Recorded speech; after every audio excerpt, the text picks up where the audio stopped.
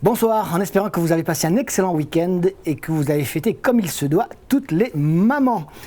32e de finale de la Coupe de la Réunion au programme de cette émission. On va aussi parler du premier regroupement de la sélection de la Réunion de football, en tout cas en vue des Jeux des îles de l'océan Indien au début du mois d'août à l'île de la Réunion. Mais d'abord, des rencontres de coupe dont on n'avait pas encore vu les images. On commence par exemple, Saint-Denis Football Club Cressonnière. Avantage sur le papier aux Dionysiens de par leur statut et leurs ambitions également cette saison. Mais cela a-t-il suffi pour qu'ils se qualifient pour ces 16e de finale de la Coupe de la Réunion? Eh bien, voici la réponse. Stade de l'Est, Jean-Yves Voula, Saint-Denis Football Club, Cressonnière.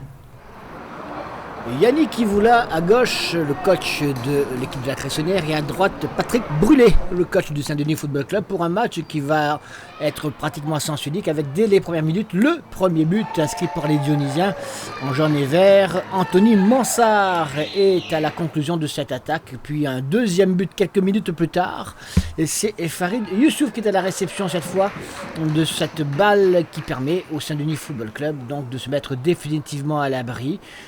L'écart est important évidemment, puis il y aura un troisième but, grand mécontentement vous le voyez de Yannick Ivoula qui ne s'attendait pas à des miracles peut-être, mais au moins à une belle réaction de ses joueurs, ce qui n'est pas le cas. Ils perdent tous les duels, tous les ballons comme encore celui-ci, et c'est finalement Emmanuel Deluise qui va être à la conclusion pour un 3-0 déjà. On fait un premier point avec le coach dionysien.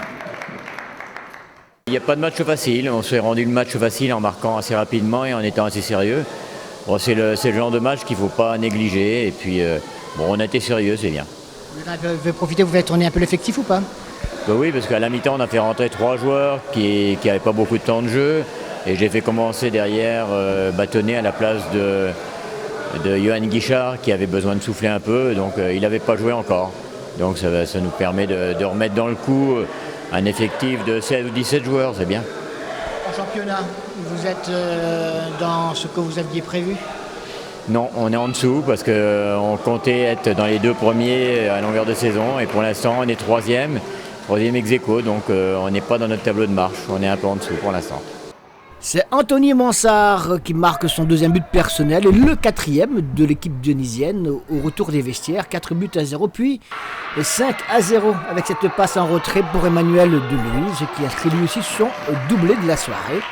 5-0, l'addition n'est pas suffisamment lourde, un 6e but est inscrit au cours de cette seconde mi-temps à la suite de cette faute dans la surface de réparation et un penalty que siffle l'arbitre. Et c'est Ibrahim Zenoul qui était au départ de cette action qui va faire justice pour son équipe, 6-0.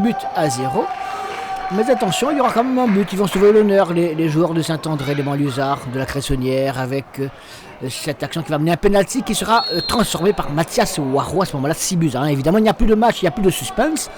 On écoute le coach Saint-André. Ça fait 3 ans, mais il est avec le groupe en ce moment, et c'est un travail de respect envers ses camarades sur le terrain.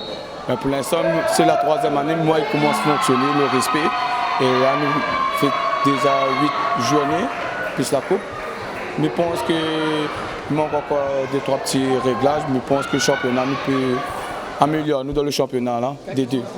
Là, nous, les 3e avec un match en retard. Nous ne voulons pas viser ce titre, mais nous pouvons mettre l'équipe devant nous en difficulté. Parce que nous pensons que nous sommes un groupe, en ce moment ils s'en sortent bien et il faut continuer à travailler.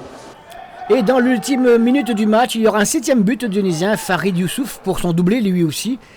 Grosse faute du gardien évidemment, mais quelle importance à ce stade de la rencontre, 7-1, pas de problème pour le Saint-Denis Football Club qui se retrouve en 16e de finale de cette Coupe de la Réunion.